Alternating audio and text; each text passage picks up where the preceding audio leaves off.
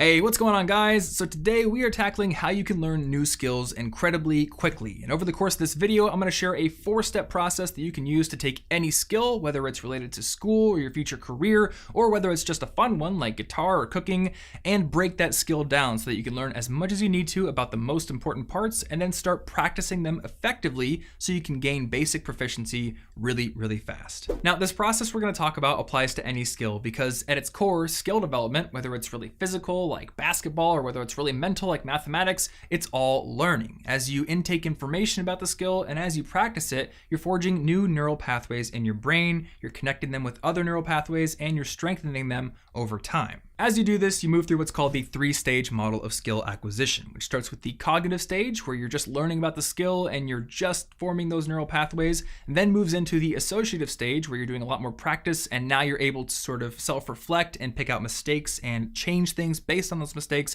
and eventually you move into the autonomous stage. And at that point, you have mastered the skill, and it's basically able to be done automatically. And this autonomous phase takes a really long time to get to. Mastery takes a lot of hours of practice. But that doesn't mean you're doomed to spend dozens of hours in the beginning phases, because if you know how to structure the learning and the practice processes the right way, you can make a surprising amount of progress in a very short period of time. In fact, in his book, The First 20 Hours, author Josh Kaufman argues that you can learn basic proficiency in almost any skill that exists in under 20 hours of dedicated practice. And his process for doing this breaks down into a series of 4 distinct steps. And in a second, we're going to go over those steps, but first, I want to issue you a bit of a challenge. If you're sitting there watching this video and you have a skill you've been wanting to learn, use this framework to create a plan for doing that. Once the video's over, take out a piece of paper and create a plan going through each of the steps and then start putting it into action. So the first step in Kaufman's process is to deconstruct the skill. Basically, you break it down into its component parts and then you prioritize those parts based on your particular goals within that skill area.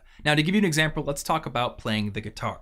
A lot of people want to play the guitar, but there are lots of different ways to play the guitar. There's tons of different musical genres. You might want to just play a few different songs, or maybe you want to be like Slash or like Dragon Force guitarists and be ripping solos all day long, right? These are very different skills. So by breaking it down into individual sub-skills, chords, scales, picking technique, reading tabs, understanding musical intervals, you end up with a list of building blocks that you can then prioritize and take action on. The second step in Kaufman's process is the education step. Basically, at this point, you want to take each sub-skill that you've prioritized and learn enough about it that you can practice well and identify your mistakes and self-correct. Now, notice I said enough about each sub-skill, not as much as you can about each sub-skill, because I know personally, I'm the kind of guy who will walk into Barnes & Noble and look at every single book on the shelf related to what I'm interested in and think, I should buy every single one here and read them all before getting started. And that's just not how good skill development works, especially if you want to do it quickly. You need to learn just enough about each sub-skill so that you can start practicing, getting your hands dirty, and making mistakes, because then you're going to know what you should correct. All right, step number 3 in the process is to eliminate any potential barriers to success or barriers to your progress in your practice. And in my mind, the most likely thing that's going to get in the way of your practice is a lack of motivation in the long term. So find a way to motivate yourself on a constant basis. Maybe it's having an accountability partner,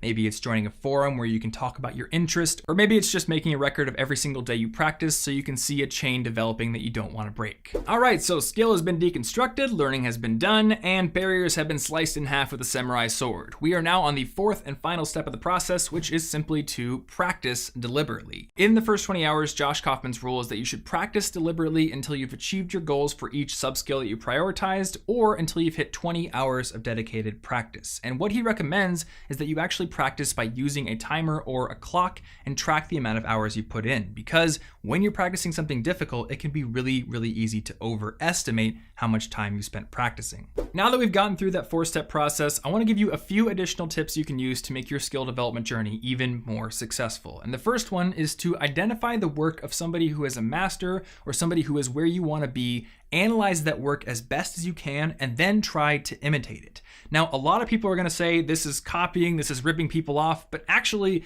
as long as you're not passing off this work as your own, this is how a lot of people learn their skills. And in fact, in Japanese martial arts, there's a concept called shuhari that is exactly this. And in music, it's the same. The famous jazz trumpet player Clark Terry believed that imitation was in fact an essential part of becoming a great musician. And he told his students that music learning happens in a 3-stage process, which he called imitate, assimilate, and innovate. Here's what he said about the role of imitation. By imitating the players you love, you'll begin to understand the music on a deeper level and begin to see a personal sound develop in your own approach to improvisation. Questions that can't be answered by music theory or etude books, like how to play longer lines or how to articulate and swing, will reveal themselves as you start to imitate the masters. Part of the reason this tactic works so well is it gives you a method to go way beyond your comfort zone and your current level of skill. Because if you can take something that a master made, you can analyze it from every angle, you can probably recreate certain aspects of it, even if you don't know exactly what you're doing or why you're doing it. Then later on, as you're kind of backfilling your knowledge by learning the theory and all the fundamentals, you're going to be able to say, oh, that's why I did that, or that's how I did that. I didn't understand it at first, but now I get it. And I kind of have like a rung to pull myself up because I did that work in the first place. The Stanford mathematics professor Ravi Vakil called it backfilling, and here's how he described it in terms of mathematics. Mathematics is so rich and infinite that it is impossible to learn it systematically. And if you wait to master one topic before moving on to the next, you'll never get anywhere. Instead, you'll have tendrils of knowledge extending far from your comfort zone. Then you can later backfill from these tendrils and extend your comfort zone. Of course, another way to learn from the masters is to simply be taught by them, which is why another way you can really accelerate your skill development process is by finding a teacher or a coach or a course that you can take. Now, I know from personal experience, having a coach or somebody who can tell you your mistakes is probably the most valuable thing in the world. But you don't have to let geography be a limiting factor in your access to teachers, because there are hundreds of thousands of tutorials and online courses that you can use for basically any skill that you're trying to learn.